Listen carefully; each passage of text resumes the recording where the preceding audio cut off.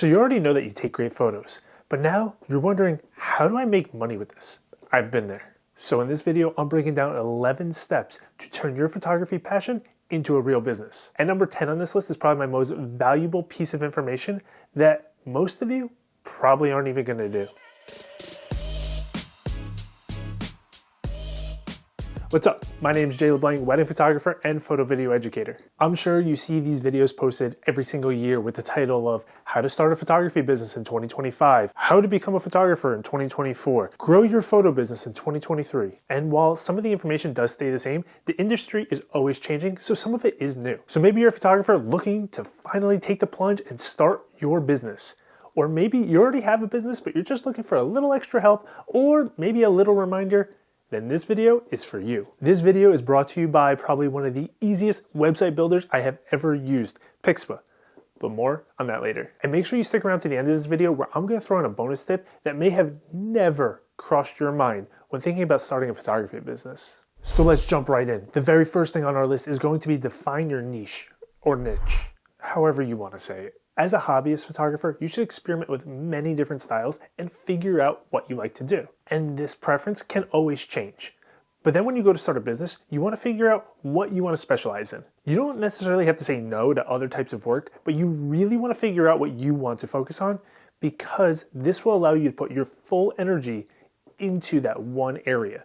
This will ensure that you're giving it your all to really succeed. Because while photography does cover multiple different types, if you are trying to be a real estate photographer and a wedding photographer and an automotive photographer all at the same time, you're not really giving any one of those your full effort.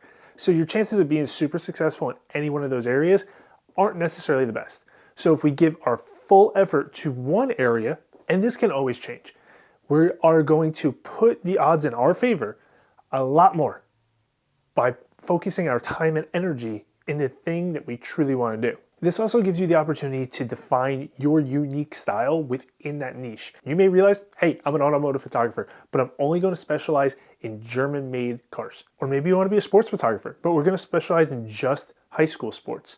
Or maybe just baseball. We're going to specialize in an area to allow us to be known as that person who does that. But I guarantee you, people will still ask you to shoot other things. So other work will still come your way. But if you're the best of the best in that one specific area, people are definitely going to be knocking at your door to hire you. Number 2 on our list is going to be gear. Now, I already assume that you already have a camera, a lens, some memory cards, batteries, maybe a couple backups of a couple of things, some accessories, whatever it is that you need to shoot the jobs that you are trying to get. But as we switch from hobbyist to professional, things that we want to start considering is backups. We want to have extras. When we show up to a job, if something's broken, we want to make sure we're able to still do that job. So we want to make sure we have things like extra bodies, extra lenses, flashes if they're necessary, tons of memory cards and batteries. We should never run out of those. We should just always have a plethora of memory cards and batteries.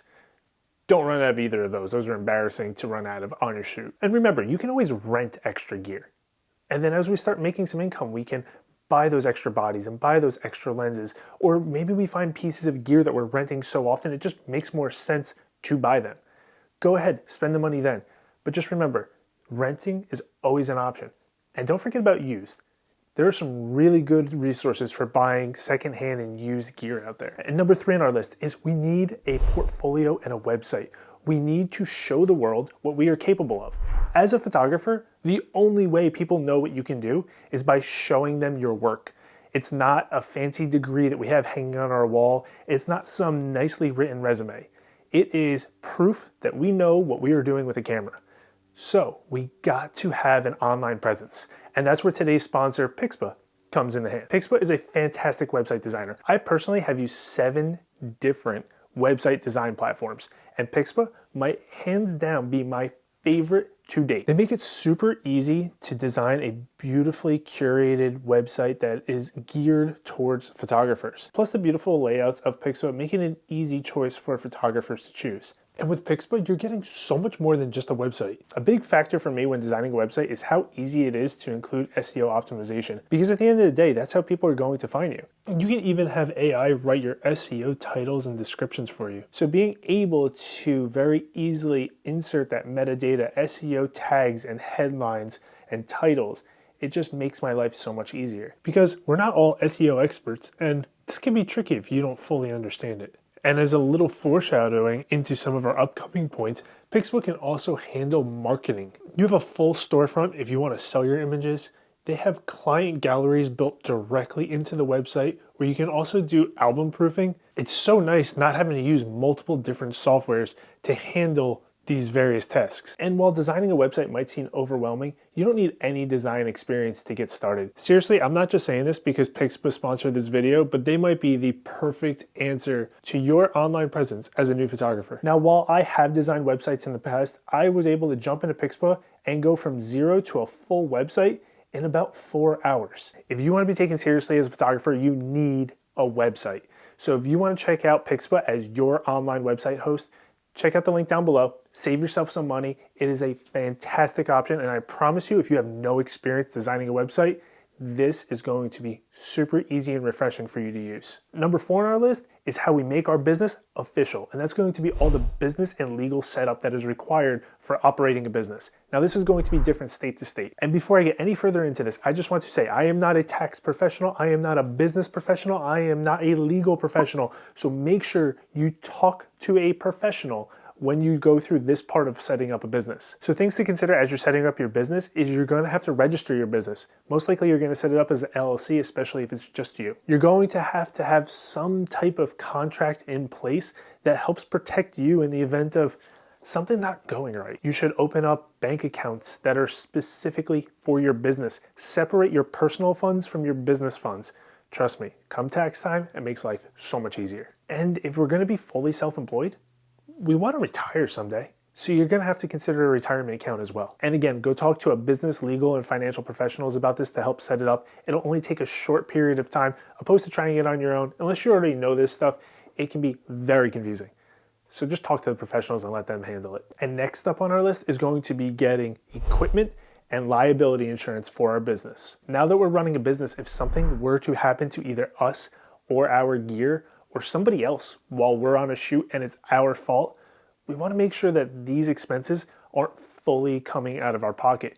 And this is where insurance really comes into play. They'll help you out in times of theft or natural disasters, fires. Even if a memory card goes corrupt and you lost all your pictures, well, you don't want to be sued because what if that's somebody's once in a lifetime moment that you captured? Well, if there were to be some sort of data loss, insurance can help you out here. And another important thing to think about is if you got hurt or if somebody else got hurt because of you and your gear, insurance will help cover you. So you're not going to be liable completely for those bills. And a little bonus tip here, if you are fully self-employed and you don't have any other way of getting health insurance, such as a spouse or a parent, you definitely want to shop around because self-employed health insurance can be quite expensive. And if you go for a cheaper plan, you might be liable for paying a lot out of pocket. So make sure you do your research here when it comes to health insurance as well. So much legal mumbo jumbo that you never even thought about becoming a photographer, huh? Well, next up on our list, we get into our pricing. When people contact us to do a job, we're gonna have to give them some sort of a price. This isn't like a doctor's office where people just walk in, we provide a service, and then on their way out, we give them a bill for whatever we want. No, people are going to want to know the price up front. So you have to make sure that you have some idea of what you would like to charge. A good rule of thumb is figure out approximately how long it will take you to do that job, including your travel time, your editing time, your communication with the client leading up to, during, and then after the shoot. All of these are factors that will contribute to your price. So you're going to take all of this information, figure out how long is this job going to take you, and how much of your energy, money, resources, all of that, factor it in, and then divide it out by an hourly rate and see how much do you want to make an hour. That's a good starting spot. There's other ways of doing it as well, but that's an easy way. Let's say somebody contacts us about a portrait session. We have our communication leading up to it. We have our actual shoot that takes a half an hour, our editing time that takes maybe 30 minutes, 45 minutes. We have to deliver the picture somehow, so we're probably paying for some sort of service to deliver those files. And at the end of the day, we spent 3 hours on the shoot and we are using some resources that we have to pay for. So maybe we want to make $50 an hour plus all of our resources. So we're going to charge them $250 because remember, we don't get to keep all that. We still got to pay taxes on that. So at the end of the day, you're not actually taking home $250. If you have found any value in this video so far, I would just love it if you could give me a like, maybe subscribe as well, because I am constantly giving away content like this where I help photographers, especially new photographers. Now, let's get back to the show. Next up on our list is our workflow. Hopefully by this point in your photography journey, you have an idea of how you like to edit, what programs you like to use. But as we go from just a hobbyist to more professional, we're going to want to make sure that we have a workflow that is repeatable and that is very organized, because we want to make sure that we are staying on top of what we have to work on and what is due. We also want the ability to go back and find things very quickly when we need them. If we have a super unorganized hard drive with pictures all over the place in 20 different areas, it's going to make your life kind of painful. Make sure you have just a nice clean system for whatever works for you. I made a video on it before, what I do. If you want to go check it out, I'll link it right here. And having presets inside of your editing software to help streamline that whole editing process will really come in handy as you start taking on more work. Another option would be to maybe invest in some sort of AI editor, and I've done videos on them as well. So go ahead, you can check it out right here. And that's another option for you. So if it's in your budget, maybe you can check that out to help buy back some of your time. And while we're on the topic of staying organized and having some type of workflow, my next point would be to look into a CRM. CRM stands for Client Relationship Management. This is where we organize everything about our business. A CRM is great for invoicing, billing, contracts, communication with clients. It is a lifeline to your business. As you get more clients, it's going to be imperative that you stay on top of your client communications. That includes your previous clients, your current clients, your future clients, as in the form of leads. And staying well organized in a CRM is going to make your life so much easier. There are many different CRMs out there and available for you to use, so I advise that you go and experiment with some of them. Most of them offer a free trial, so it'll allow you to see what works well for you. But there's also some that are very specific just for photographers. And that might be the route that you want to go. Some of them might be more expensive than a generic one, but in the long run, it could be worth it. And if you are naturally just a very self-sufficient, organized person, you could also go the route of just doing everything within Google Drive. You can use spreadsheets and do all your communications in there, as long as you're able to stay on top of it. But one of my favorite features about a dedicated CRM is going to be automated emails. Automated emails save me so much time. When it comes to booking clients, maintaining contact with current clients, and keeping up communications with previous clients. Automated emails just take so much off of my plate, and that is something that you would find in most CRMs. And the next thing on our list is marketing. Whether we're using paid ads or just trying to get organic traffic to our platforms, whether it be a social media outlet or our website, marketing is a huge factor in running a business. At first, start off with your social media platforms. They're free. It's free marketing. There's no reason not to use them. And then next, I would consider a blog with really strong SEO. Now, it's almost free. We're going to have a website to host it on, but we already got that figured out in step 3, right?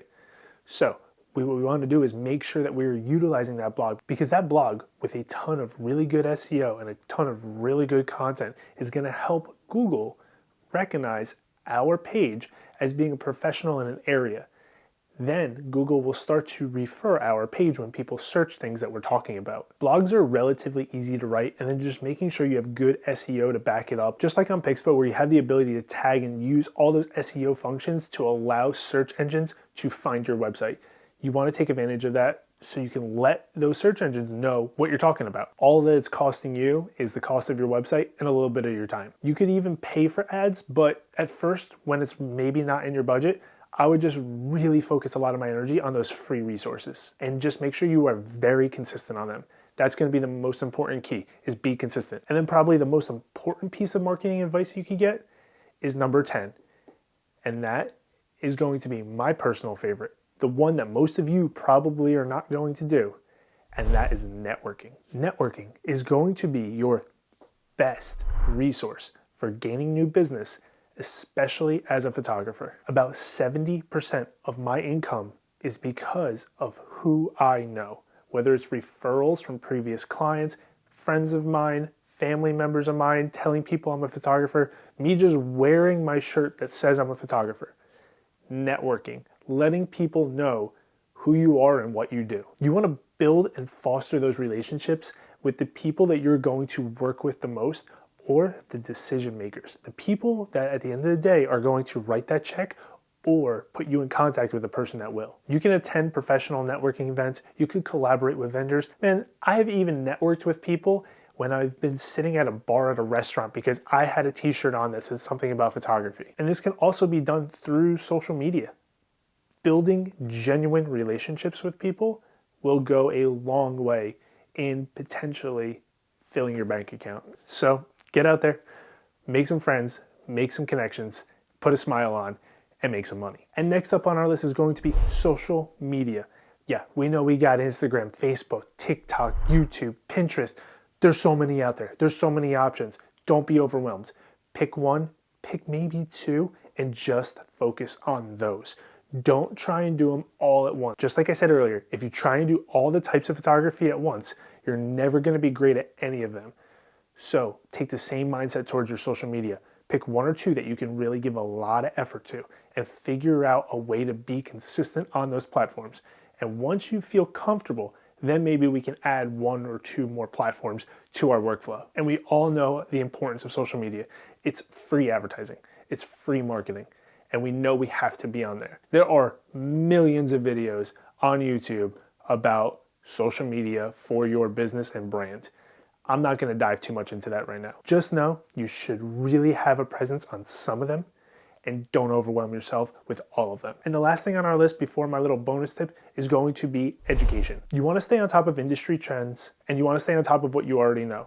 You want to continue push the boundaries to get yourself better and better and better. You don't want to just stay complacent where you are and what you're doing. You can invest in things such as mentors, workshops, courses. You can watch a YouTube video, you can try a new style, you can go job shadow somebody else, you can go assist somebody else, you could try a style of photography that you've never tried before. But you always want to push the envelope to keep getting better and better and better, because the better you get, the more you can raise your prices. And this doesn't just apply to the photography aspect of it. Improving your knowledge and continue your education on the business end, the marketing end of things, also goes a really long way when running a small business. And if you made it this far in the video, I would love it if you give me a thumbs up right before my bonus tip, because if you stuck around this long, you're a true supporter, and I really hope you have a lot of success with your photography business. And for my bonus tip, something you may have never thought about when the idea of starting a photography business crossed your mind, and that is having a strong mindset. What's between your ears has to be rock solid, because running a photography business has a lot of ups and a lot of downs, because you might go a month straight rolling in the dough. You might make more money in a month than you did all of last year. But then the next 3 months after that, you make nothing. Trust me, it happens as a photographer. And it can be scary sometimes. So you gotta have a strong mindset. You need to remember why you started in the first place to get through those tough times. For me personally, during those slow times, I love to do a lot of networking and blogging. I feel like both of those are long-term plays that will help me out in the future. So if you're thinking about starting off your photography business, I wish you the best of luck. And if you have any questions for me about anything I talked about today, drop them in the comments down below. I have been a photography educator for over 10 years now. I have helped hundreds of people go from hobbyists to business owners. And I will be more than glad to talk to you about your next ventures. So until next time, peace. Oh look, we have a visitor. Whenever we have a visitor, they have to come on camera. This is my 5-month-old golden retriever, Nacho. He's a very needy golden retriever. Look at this reel I made for his Instagram.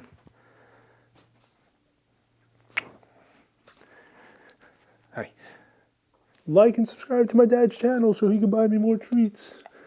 Thanks, he's gonna take me on a walk now. Bye. Goodbye, YouTube.